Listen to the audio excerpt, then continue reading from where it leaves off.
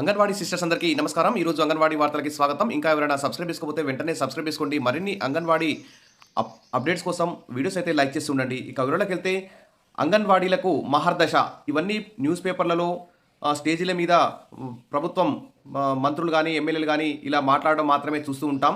కానీ నిజంగా వాస్తవం చూస్తే అంగన్వాడీలకు మహర్దశ కాదు, అంగన్వాడీలను అయితే అసలు గాలికి వదిలేస్తున్నటువంటి సందర్భం కనిపిస్తుంది. ఇటు కేంద్ర రాష్ట్ర ప్రభుత్వాలు బడ్జెట్లో మహిళా శిశు సంక్షేమ శాఖకు భారీ ఎత్తున నిధులు కూడా కేటాయించడం లేదు.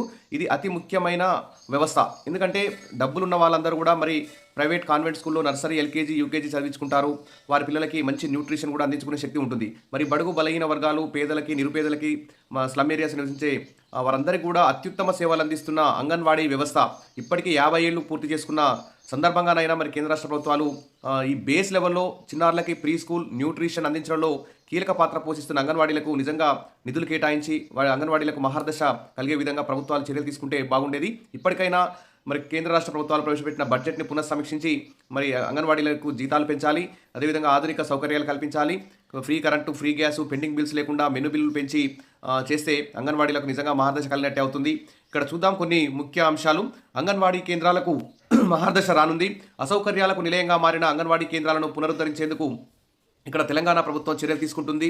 రాష్ట్ర మహిళా శిశు సంక్షేమ శాఖ మంత్రి సీతక్క అంగన్వాడీ కేంద్రాల్లో సౌకర్యాల కల్పన కోసం ప్రత్యేక దృష్టి పెట్టారు అని చెప్తున్నారు.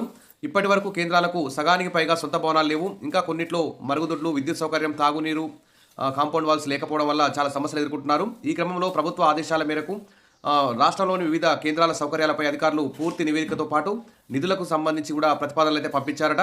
మరి అంగన్వాడీ కేంద్రాల నిర్వహణ లోపభూయిష్టంగా ఉండడంతో కొందరు తల్లిదండ్రులు కూడా చిన్నారులను పంపేందుకు వెనుకడుగు వేస్తున్నటువంటి విషయం మనకు తెలిసిందే.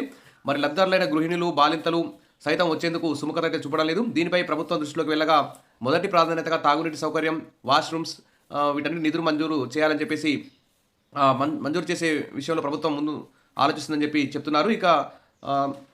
ఇక్కడ ఇంకా అంగన్వాడీలు ఆకర్షణీయంగా తయారు చేయాలి. రాష్ట్ర వ్యాప్తంగా ఉన్న ప్రతి అంగన్వాడీ కేంద్రాన్ని కూడా మరి ఆకర్షణీయంగా తయారు చేయాలి. ఇక్కడ చూస్తే ఖమ్మం నగరంలోని యూపీహెచ్ కాలనీ ప్రాంతానికి చెందిన 4-6 అంగన్వాడీ కేంద్రాలు ఇప్పుడు మోడల్ అంగన్వాడీ కేంద్రాలుగా రూపుదిద్దుకున్నాయి. గోడలపై ప్రకృతి దృశ్యాలు, కార్టూన్ క్యారెక్టర్లతో రంగురంగుల హరివిల్లుగా ఈ అంగన్వాడీ కేంద్రాలు మారాయి. ఇలా రాష్ట్రంలోని ప్రతి అంగన్వాడీ కేంద్రాన్ని ఇలా తయారు చేస్తే చాలా మంచిగా ఉంటుంది. దీనికి సంబంధించి కూడా వెంటనే ప్రభుత్వం నిధులు కేటాయిస్తే ఇలా ఆహ్లాదకరంగా తయారవుతుంది. తరగతి గది ఎదుట గోడలపై డ్రాయింగ్ వేసినటువంటి బొమ్మలు ఇక్కడ కనిపిస్తున్నాయి. ఇక ఈ 2 అంగన్వాడీ కేంద్రాలు చాలా ఆధునిక హంగులు అయితే సంతరించుకున్నాయి. మరి ఇప్పుడు మోడల్ కేంద్రాలు కూడా రూపొందించుకున్నాయి. ఈ గోడలపై ప్రకృతి దృశ్యాలు, కార్టూన్ క్యారెక్టర్లతో మరి చాలా అందంగా ఆహ్లాదంగా తయారైంది. విద్యార్థుల్లో విజ్ఞానం, క్రియేటివిటీని పెంచేలా ఆకర్షణీయంగా ఈ అంగన్వాడీ కేంద్రాలు తయారయ్యాయి.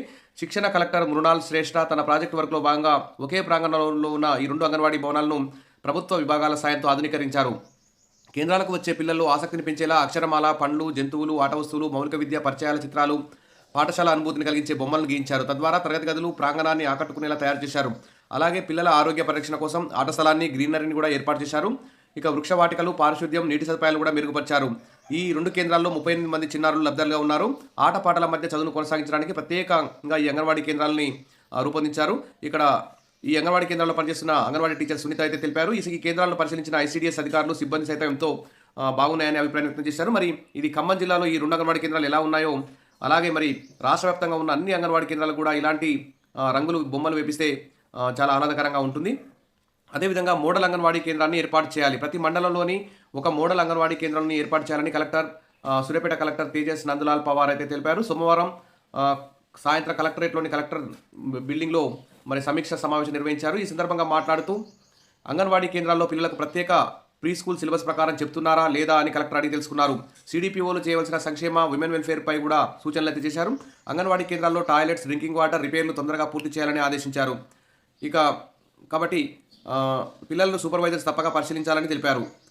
ఈ విధంగా మరి మండలానికి ఒక మోడల్ అంగన్వాడీ కేంద్రం కాకుండా ప్రతి గ్రామానికి ప్రతి అంగన్వాడీ కేంద్రం కూడా మోడల్ అంగన్వాడీ కేంద్రంగా రూపొందించి అన్ని సౌకర్యాలు కల్పించి అంగన్వాడీ టీచర్కి, ఆయాకి కనీస వేతనం 26,000 అమలు చేసి పెన్షన్, గ్రాట్యుటీ, రిటైర్మెంట్ బెనిఫిట్స్, ఖాళీ పోస్టులు, టీచర్ పోస్టులు, ఆయా పోస్టులు, సూపర్వైజర్ పోస్టులు అన్ని భర్తీ చేస్తే మరి అంగన్వాడీ కేంద్రాలు అయితే నిజంగా అంగన్వాడీ కేంద్రాలకు మహర్దశ ఖచ్చితంగా చేకూరుతుంది. ప్రభుత్వం ఆ దిశగా చర్యలు తీసుకోవాలని చెప్పి కోరుకుందాం. ఈ బడ్జెట్ను కూడా పునఃసమీక్షించి మరి అంగన్వాడీ కేంద్రాలకు మరిన్ని నిధులు కేటాయిస్తారని చెప్పి ఆశిద్దాం. విషయాల బెస్ట్ మరిన్ని అప్డేట్స్ కోసం మన ఛానల్ని ఫాలో అవుతుండండి. వీడియోస్ మాత్రం లైక్ చేసి ఉండండి. అంగన్వాడీ టీచర్ల ఆయాల సమస్యల పట్ల సపోర్టివ్గా వీడియోస్ అయితే వస్తాయి. Thank you.